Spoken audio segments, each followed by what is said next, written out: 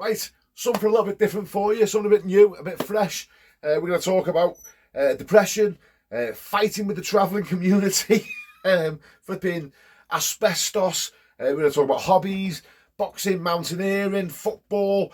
Me as a kid, my upbringing, some of the craziness of me, and the things I went through. Flipping taxman taking 37 grand off me, all sorts of mad stuff, all covered in this video. Okay, Jameer wants to talk about mental health. He said, let's talk about men's mental health. I'm going through a very hard time and it affects me on a daily basis. Sometimes I find there's no cure to anything. I personally feel there ain't enough governed laws to protect men. Right, mental health. Okay, this is a massive subject and it goes into loads of different parts.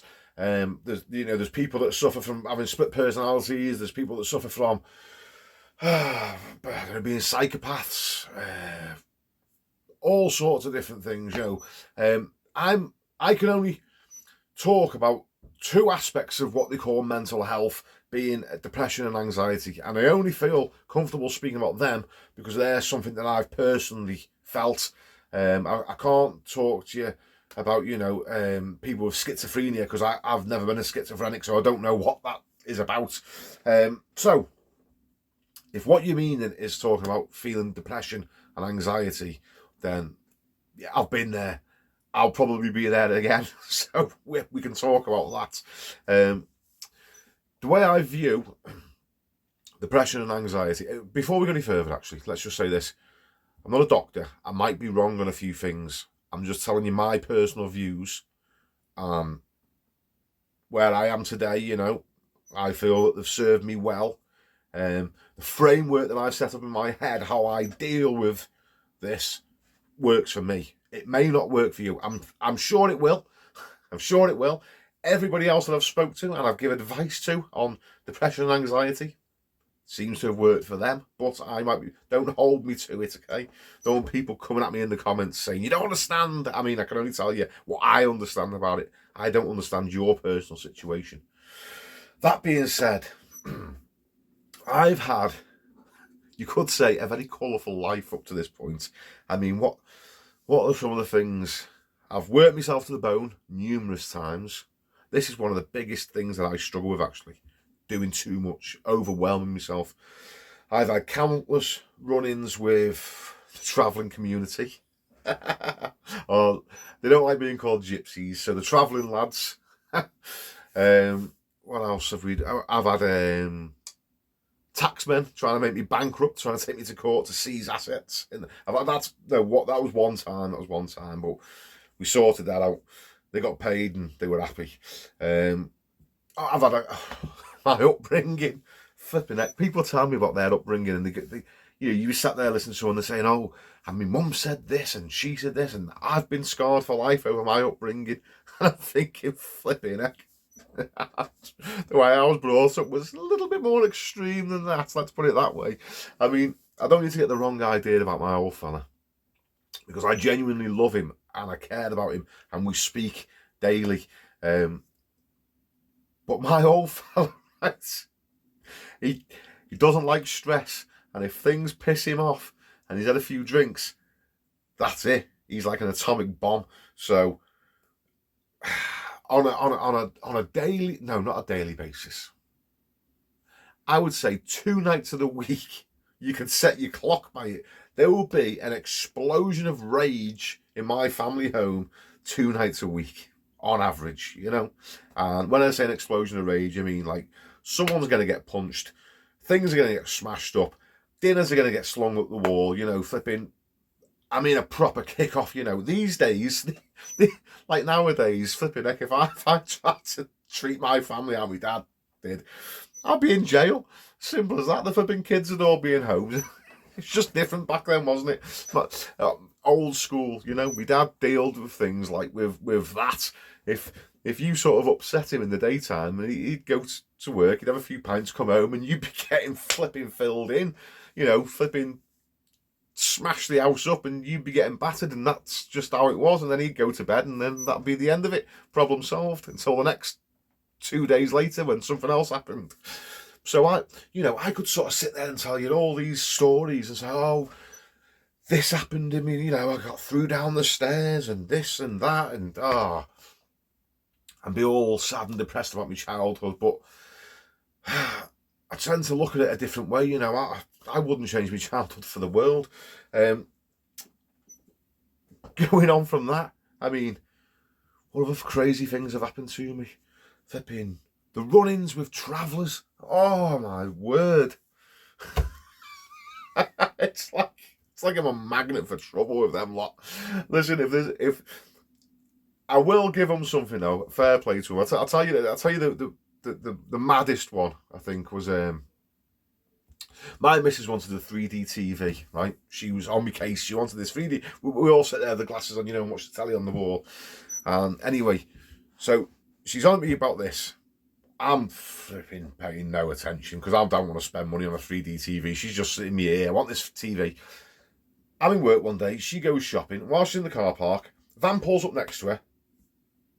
Hey, I work for Amazon. I've just been fired and I've got these TVs left over. This is my best traveller accent, by the way. If there's any travellers watching this thinking, it's piss taker, I'm sorry. I'm just trying to sound like what you guys do.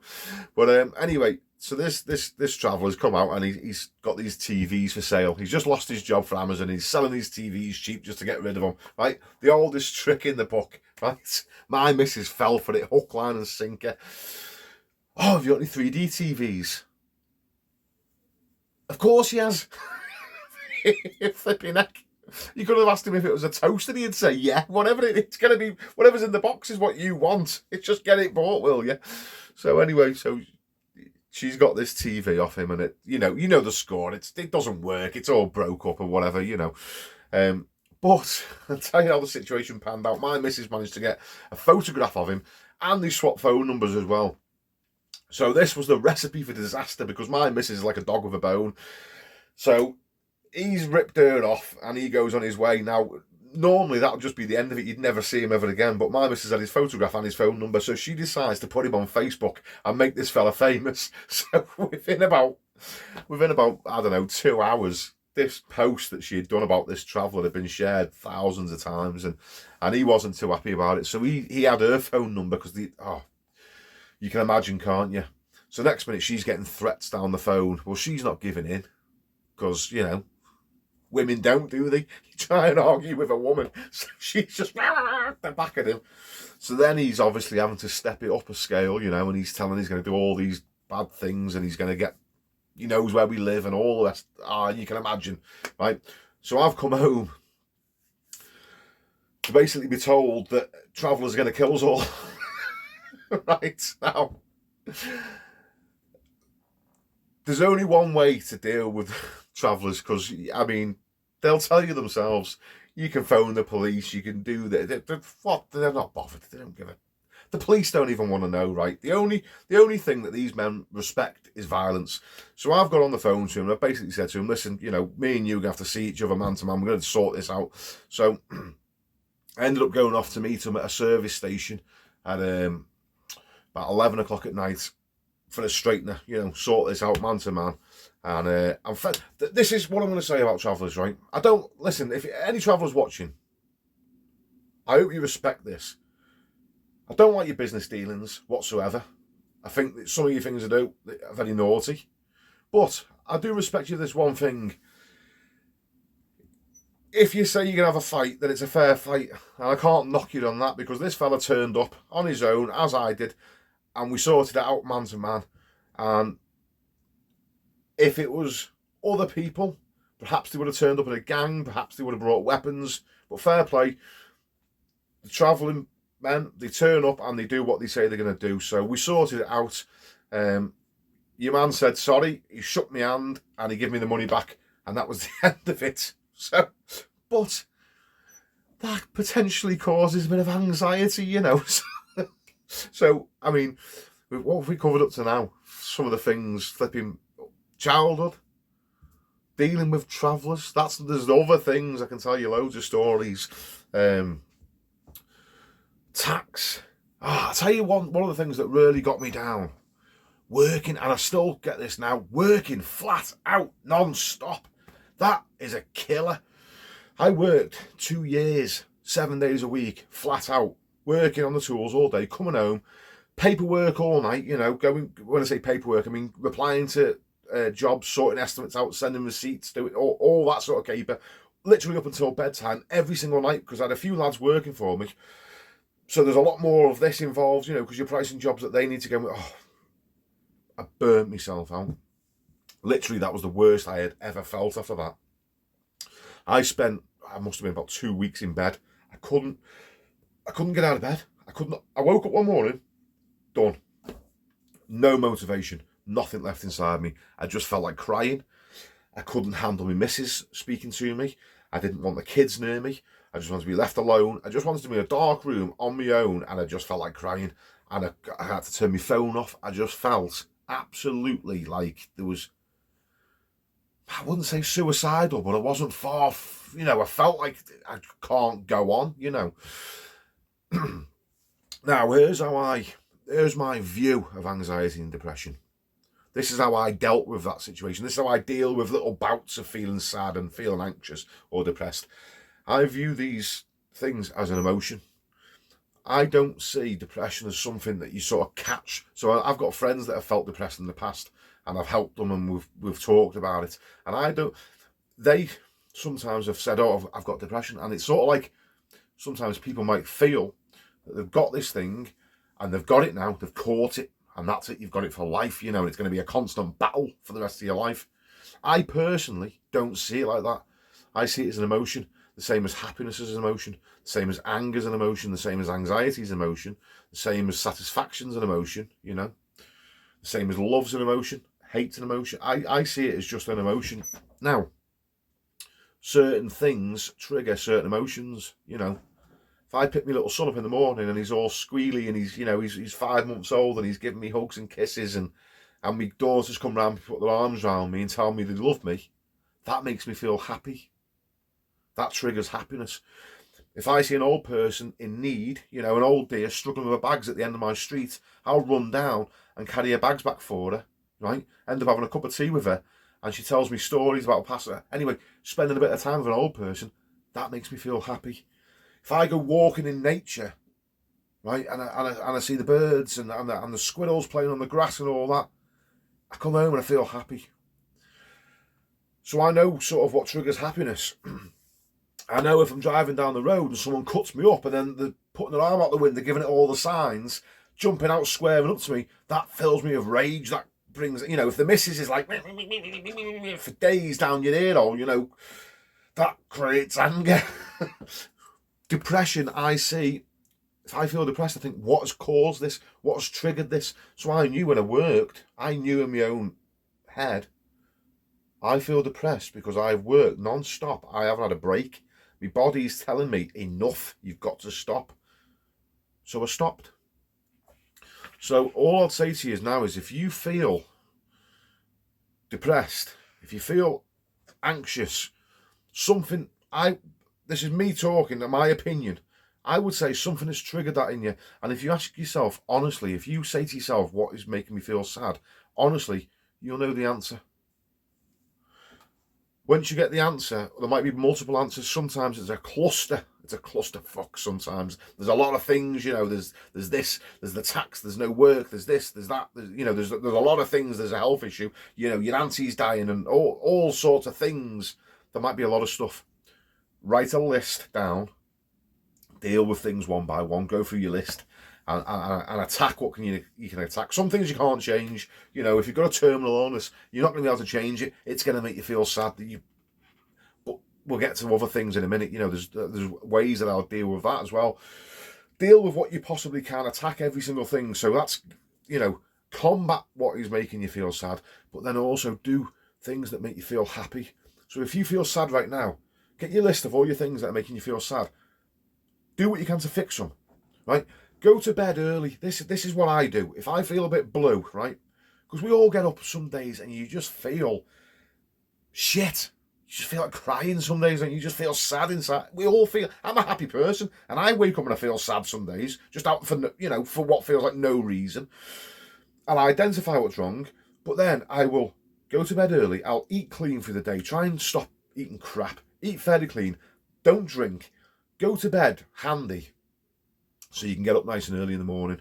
Wake up early, make your bed, go and have a nice wash and put some fresh, clean clothes on. That makes me feel loads better, just simply being nice and clean, in nice, clean clothes, and up before the sun comes up. I instantly feel a little bit better just doing that. Go for a walk. I'll get out and I'll walk down the canal, and I might do 7 miles, I might do 2 miles, whatever. I'll just walk for a little bit, just clear my head. If I feel the sadness whilst I'm out and about, I'll lean into it, I don't try and block it out of my mind. I'll literally dwell on that sadness, try and lean into it a little bit and go, where is this coming from? I'll feel where, it's hard to explain. I'll sort of try and feel it and feel what's causing it, so I can get it clear in my mind what the issue is, so I can deal with it. Go to bed early, up early, fresh, nice and clean, do a bit of exercise, eat, good healthy food, and jack social media off. No alcohol. I think if you do them things, you'll feel 10 times better anyway. You'll feel flipping a load better. Your default personality you might just be a bit of a miserable person anyway. If you were a miserable kid, that's how your default personality is miserable, then you're gonna have to work on the happiness triggers more.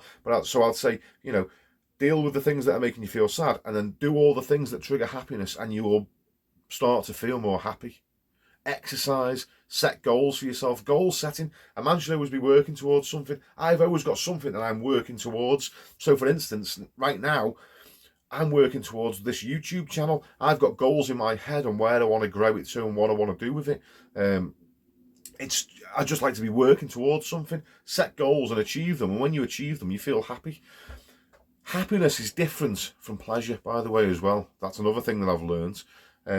Things that you do for pleasure don't create happiness, by the way. So, for instance, drinking, taking drugs, sleeping around with, if you're a single fellow and you're sleeping with all these random women all the time, these things will not make you feel happy. Okay, eating crap food, yeah, all these pleasures that you can do, you can have, they don't equal happiness. Happiness doesn't even come from pleasure. In fact, you can have a hard time. You can set a goal for yourself, and it's nothing but hard grind. There's no enjoyment in it whatsoever until you reach the goal that you set for yourself, and then you feel satisfaction and happiness. It's a bit deeper. Just know the difference between pleasure and happiness. Is there anything else I want to say on the subject? Yeah, so ultimately what I'm trying to say to you is, hit that emotion with a two-pronged attack, right? First prong, find out exactly what it is that is making you feel down in the dumps. Identify the issue and start dealing with it. And I say write a list because sometimes you get overwhelmed. There could be about 10 things in your head, and them 10 things, your brain doesn't deal things in logical order. Sometimes it's all over the flipping place. So I find writing it down makes it takes it all off me and puts it onto a bit of paper, and I can just deal with one thing at a time. That's the first prong, deal with the problem. There may be certain things that you can't deal with. For instance, if you've just got divorced and you can't see your kids, or if you've got an illness that you can't seem to recover from, things like that, deal with the things that you can. And then the things that you can't deal with, at least you'll be in a better place because you've dealt with all the other crap. The second prong is do everything that triggers happiness, not pleasure, what triggers happiness. Set your goals, give of yourself to other people. Jesus said there's more happiness in giving than what there is in receiving, and it is genuinely true. Go and help people. Go and spend an hour talking to a homeless person, buy them something to eat. Help the old people. Do a free job for someone if you can afford to do it, or go and spend time with someone that perhaps in an old people's home. You'll know someone in need. Go and give them a bit of your time, and you'll feel a lot better for that. Do the things that trigger the happiness. Now, that being said as well, if you come across a friend that is feeling a bit down in the dumps, a bit depressed, I think that a lot of the time we get sort of railroaded into treating male depression the same way as we treat female depression. Now, I believe, I may be wrong, I believe there's a difference because men and women think differently. I'm probably getting myself into all sorts of trouble here because there's people that's sexist, right? Here's my logic on it. I believe that men predominantly think with a logical mindset and women predominantly think with an emotional mindset, which makes us fantastic at certain things and makes women better at certain things.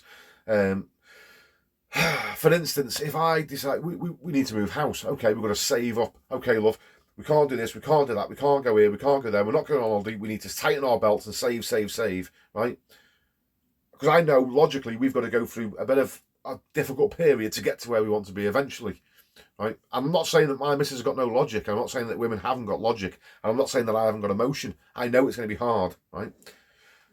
But my missus will drag her heels because she'll be like, well, no, because the kids need a holiday and we need to have nice things and life isn't all about, so because she's thinking how she feels about it and how the kids are going to feel about it. Do you see what I'm trying to say? Now, that's just an example. We're not making them not having any money. Okay, I'm just using an example that, men seem to predominantly think logically. Women seem to predominantly, if it doesn't feel right to her, she doesn't like it, okay? She's thinking with her heart, and emotions, which make them fantastic mothers and stuff, whereas fellas will just say to the kids, like, sit down, be quiet, don't move, that's it. And women might be a little bit more loving towards the kids, because they feel for them. You get what I'm trying to say? Now, when it comes to dealing with depression, I think women love to talk about the problems. I know if my missus is stressed out about something or something's getting her down, she's not feeling too good, she can sit and cry and talk to her mum and talk to her sister and get everything off her chest and talk to me and, get all upset and cry and get it all out in the open, and she feels better for it. Now, I know myself, and I'm only talking from my own personal experience, so again, I could be wrong on this, but I'm just telling you how I feel. When I feel down in the dumps, when I've felt depressed, when I've felt anxious, I don't like to reveal that to other people. So when other people say to me, you all right, mate? Yep, sound, I'm all right, yeah. Now, I'm not... If I wanted to talk about it, I could, but I don't want to. It makes me feel weaker to admit that I don't feel good today, I feel sad today. I don't want to tell people because I feel like that would actually make me feel worse. Talking about it for me would make me feel worse.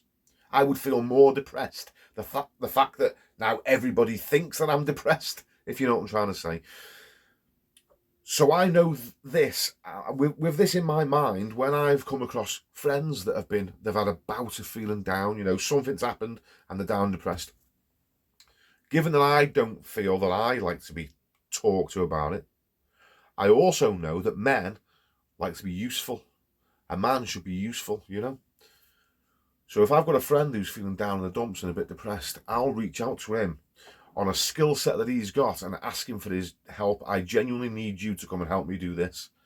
And when a man comes and helps you, and he's the only man that can help in that situation, and all of a sudden he's gone from feeling all blue and glum and down in the dumps, now he's come and saved the day because only he has got that skill set. You can watch him transform. His mood lifts, He couldn't have done that without you. I'm so thankful that you've come and saved me. You saved the day, or, could be he's fixed your car or give you the hand of something, or I don't know anyone as strong as you, mate. I need to move this. I've asked someone else, they're not strong enough. I need you, you're the big guy, It could be anything like that, just, you know what I mean, don't you? Men like to feel useful. So if you've got a mate that's feeling a bit down, find what he's good at and ask him for help with it, and watch his attitude, watch his, his spirit will lift. Right, I think we've said enough on that. So, next question. Right, James Cooper. Do you do much sand and cement based rendering? What's been your favourite silicon based render brand or alternative that you've used? And if you were to render your own house, would you pick sand and cement or silicon based chairs? Alright, James, so I've used Weber, Parex, EcoRend. What else have we used? Loads and loads of K-Rend. I would say out of all of them, my favourite product to use is K-Rend, but probably because I'm the most, I'm used to using that the most out of all of them. The Parex, which is now, who's took over Parex? Flipping Seeker, I've took over them. That was absolutely horrible to use. It was nice to put on, but when you try and, once it's all on the wall, I like to give it a good hard trowel over to get rid of any air pocket. I like to give it a good hard trowel all over it to get rid of any air pockets that develop. You see like little bubbles appear on your wall sometimes, so I give it a hard trowel to get rid of them after the whole wall's on. And I found that it sets from the surface back, so when you try and smooth it off, it flipping drags the stuff. So I didn't like that at all. K-Rend seems to be lovely. It rubs down nice. It's a bit harder to rub than the likes of Weber, but it's very fine, so the finished job just looks neater, in my opinion. Would I have it on my house? If I could choose anything, people probably hate me for this. If I could choose anything on my house, I'd have a dash. I'd have a pebble dash. No painting involved. I wouldn't go with, I know what you're thinking, Canterbury Spa and all, you know, the boring, miserable looking stuff. I'd get some white cement and I'd get some, some silver sand, and I'd do a nice dash with maybe gold chippings, or, you know, when you get white cement, you can colour your sand and cement, so you can actually make your sand and cement your own colour, and then you can dash it with whatever colour stones you want. Now I know K-Rend do K-Dash, but the only reason I'll choose sand and cement is because it's so cheap to use. I mean, it costs, you can render a whole house in sand and cement for about 250 quid for all the materials. In my opinion, I prefer that, but all I predominantly do now rendering is literally monocouche renders. That's all of it, and external wall insulation. But I prefer sand and cement. That's what I like. That's what I like. I like using it, and I like the end product. Skater Girl, I wanted a comprehensive video on spats, derbies and feather edges. Also a video on really uneven walls and how to deal with them, like setting up screed bars, etc. By the way, what music do you listen to on the job? What's your favourite footy team? Most importantly, do you consider yourself a scouser? Right, as we start doing more rendering jobs, I will do more videos on feather edges and derbies. Spats and speed skims are used for finishing plaster, predominantly. Derbies and feather edges are used for backcoat plasters, usually for getting the walls nice and straight. They're not flexible, they just get it, well, derbies are a bit more flexible, but they get the walls flat, and then you finish, and then your spats and your speed skims are usually for flattening out your finishing coats. And yeah, I will do more videos on them. Football team. Listen, I don't watch football. Never have done. I was the kid in school, right? Well, I got a little bit picked on in the first couple of years of primary school. I used to get bullied and what have you when I was little. Before I went, my dad sent me boxing when I was about, I think I started going boxing when I was 9, and everything changed then as well. I had yeah, I'll tell you a little bit of history about me. I had a bit of a violent upbringing. Now, don't take this the wrong way. I love the bones of me dad, you know, but here we go. The phone rang. Right. So what I was saying to you was, when I was little, I grew up in quite a violent household. You know, my dad used to have a few drinks and that, and he couldn't control his emotions sometimes, and you know, things would kick off. Now, when I was in school, I was no good at football. I was absolutely useless. I used to get picked on by other kids and all this. And it wasn't sort of till I got to about the age of 9 or 10, I started going boxing. Now, up until this point, I was a bit of a soft kid, you know. You could sort of poke me around and do what you wanted, and I'd sort of take it. And when I went boxing, I started to realise that I could actually attack back quite well. Now, up until this point, I've been taking beatings anyway, so what I actually realised was, when I started boxing and I could hit back a little bit, well, hang on a minute. How are you kids bullying me, right? Why am I even scared of you? I can go home and take a good hiding off a fully grown bloke. So what are you little brats going to do? And then with the boxing, you know, I learned how to throw a dig and what have you. And that was the end of me being bullied. But I never got into football.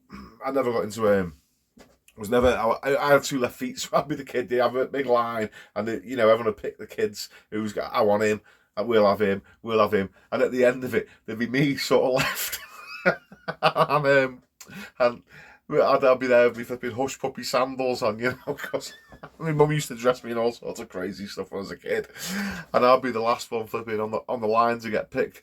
And it's almost like the last team that picked me were like, oh, we've got to have him.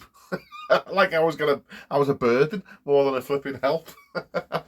So ever since then, I mean, I've got nothing against football, but I never got into it, if you know what I mean. And I was never part of it. I was never involved in footy. I never watched it on telly. My dad wasn't into footy, so it was never on in the house. So I just never took up interest. So some people say, you know, they think because I'm not into it that I hate football. It's like, imagine me saying to you, do you want to come down the local pub and watch all the old boys play dominoes? You're just like, I'm not really that asked. You know, that's it. So football teams, I don't know. Like music, I like Dolly Parton, not 9 till 5. Everyone knows 9 till 5. Go and listen to some of her other songs. Mott the Hoople, Bruce Springsteen, Del Shannon, Dean on the Belmonts, Helen Shapiro. I like loads and loads of music. Not really much of the new stuff. I like ELO. I like I like Meatloaf.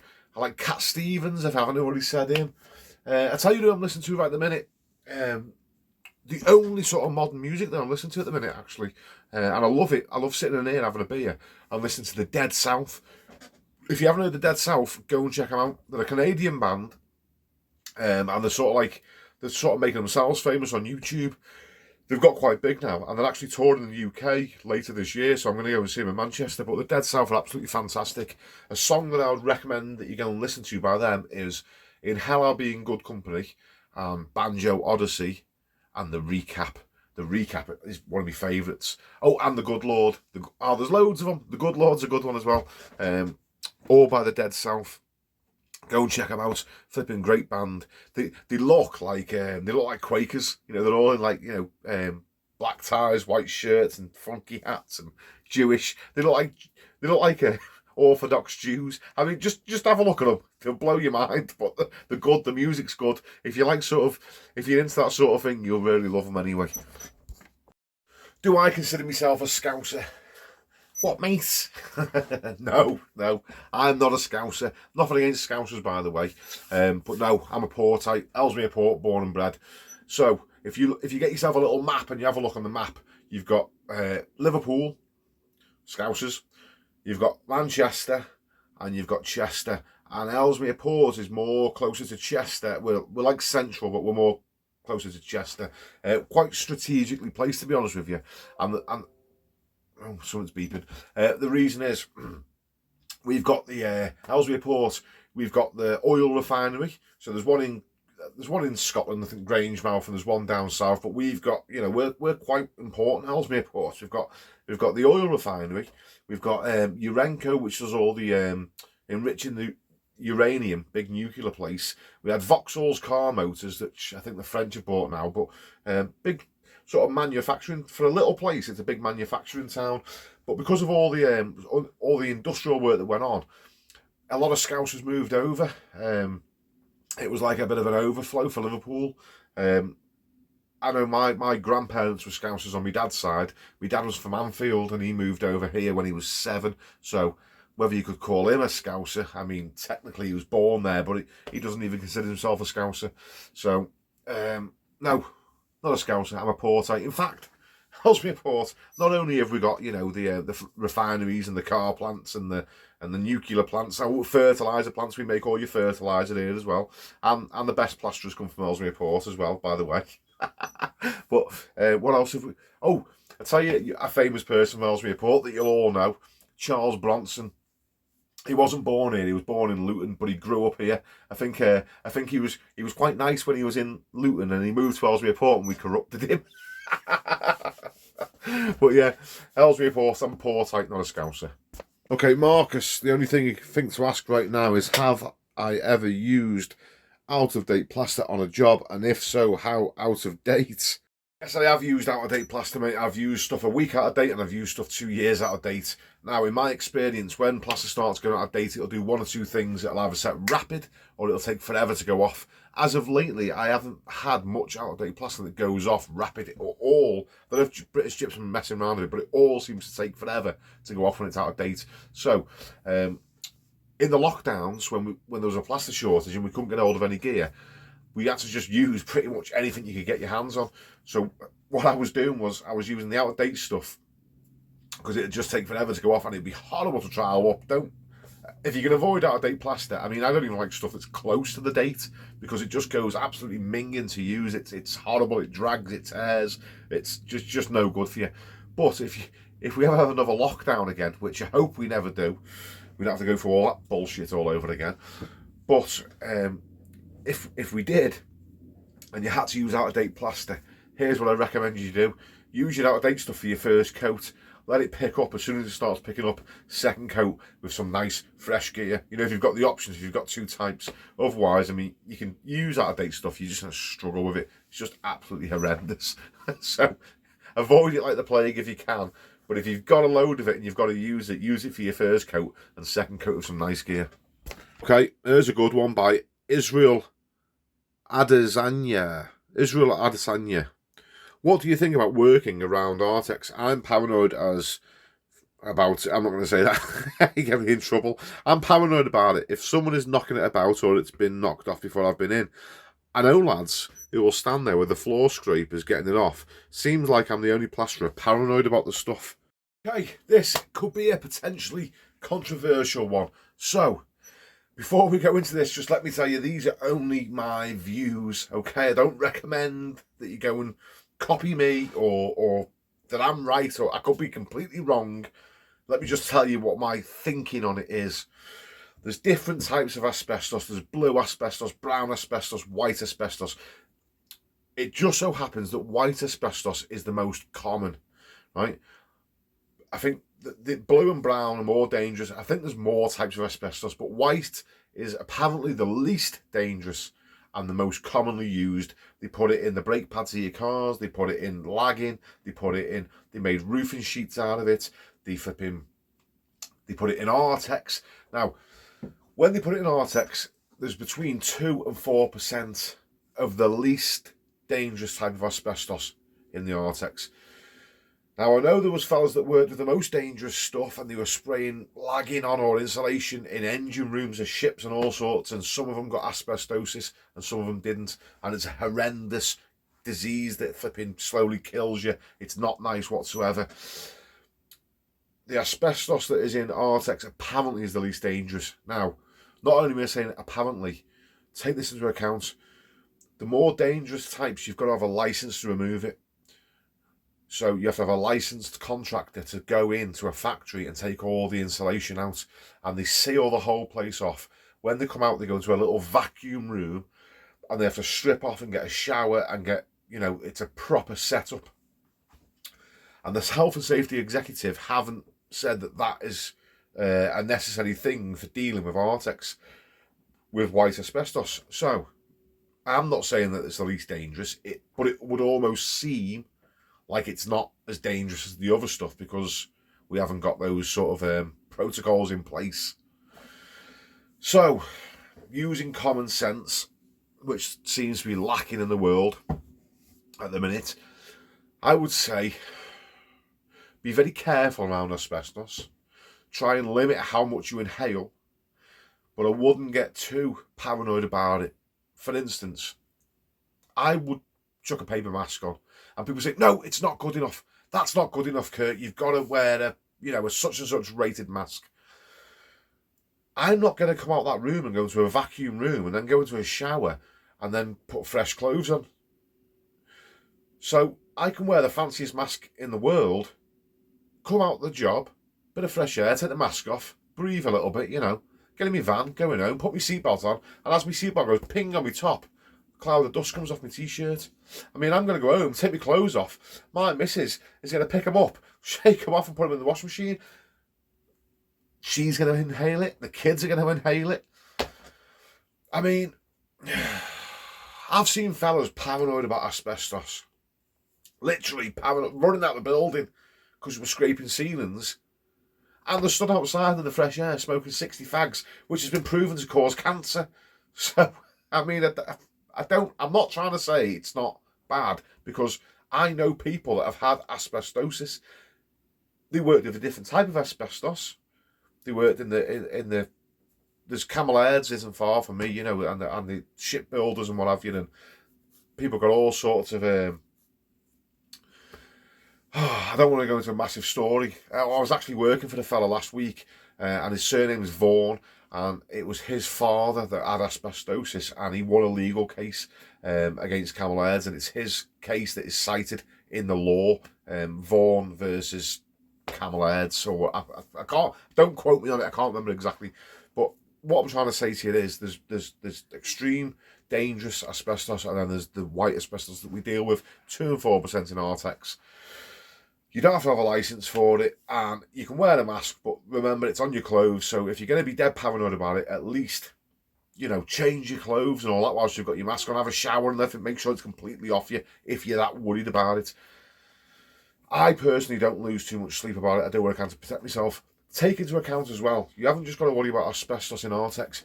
Any buildings built with horse hair and cow hair and stuff, you know, I can't remember the exact date they stopped using it, but anthrax was used.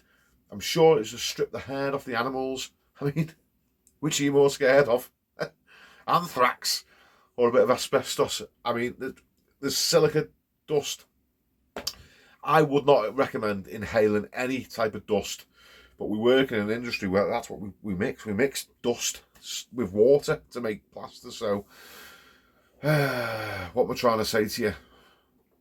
Be as careful as you can, but don't lose any sleep over it. At the end of the day, mate, you know, walk down the street, you're inhaling fumes, your carbon monoxide and all sorts of stuff. I personally don't get too paranoid about it.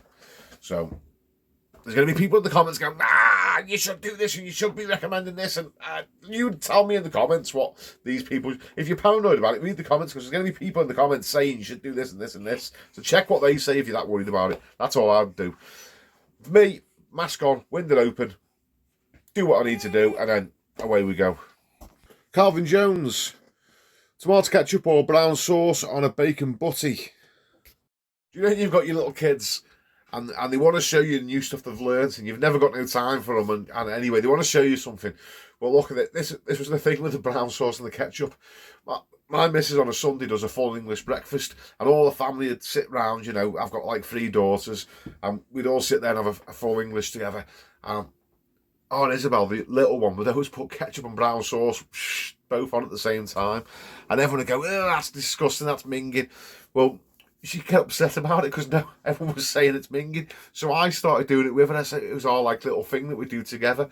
Anyway, it's actually quite nice. So whenever she'd have her breakfast, you know, doing it, I'll do mine, and we'll give it a little wink at each other. You know, we've got a secret little recipe that me and her do.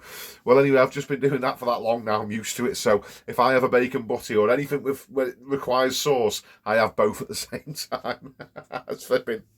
That's why it just started out a little secret code, little dad and daughter code, but I have ketchup and brown together.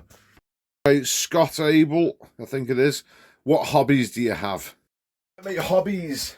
Since the little fella has been born and since he's arrived, I've done absolutely nothing really, apart from one hobby I haven't really give up on is drinking. But apart from I enjoy going for a pint and a game of snooker. My hobbies, I love boxing. I usually go boxing 3 nights a week. Shooting, one of my favourite ones is mountaineering. I used to go every Sunday, and we go and climb mountains every Sunday. I live right near Snowdonia. Well, when I say right near, it's about an hour away. So I used to get in the Snowdonia Massive and climb the mountains there, you know. I like wild camping, survival sort of stuff. I like going on survival weekends, you know, and learning bushcraft and stuff like that. So sort of like anything sort of like combat sports, you know. I did a bit of Krav Maga, but my favourite's sort of boxing, shooting, and survival really, mountaineering and stuff like that. And but one hobby that I can't seem to kick is the old having a few beers in a game of snooker. But like I say, since the lad's been here, I've just been getting like fatter and fatter. But I don't really struggle with my weight as such. I can lose weight like that, you know. If I put my mind to it, I can be quite strict, do a bit of calorie counting, and I can lose like, you know, a stone in 2 weeks and stuff. So you know, it's not really an issue at the minute. But I am getting ready to give myself a little kick up the arse and get back in the gym. I think I've had sort of long enough, you know, the sleepless nights and stuff. I'm sleeping right through now. The little fella, they've got a nice little routine. So I'm like surplus to requirements. I can't really do much of these in the night. So his mum looks after all that now. So yeah, I'm sort of running out of excuses why I shouldn't go back to the gym and kick myself up the arse. So this might be the beginning. Actually talking about it with you guys now might be what needs to spur me on. You know, come on, Kurt, you've had 5 months. Get your ass back in shape again. So okay, so you'll have to let me know now which you prefer the most. Questions from the comments on Sundays, whether we want to do like more personal questions and get, you know, deeper into my life, the craziness of Kirk, or if you want to just stick to plastering questions, or a little mix of both. You know, I'm happy to do whatever you think. So you tell me what you think's best. Hope you've enjoyed it. I know it's been a little bit long-winded, that one, but I thought I'd give you a little bit more of an insight into me. Anyway, I'm not going to say the usual spiel about the liking the video and subscribing and all that nonsense. I'll just say, ciao, have a good week.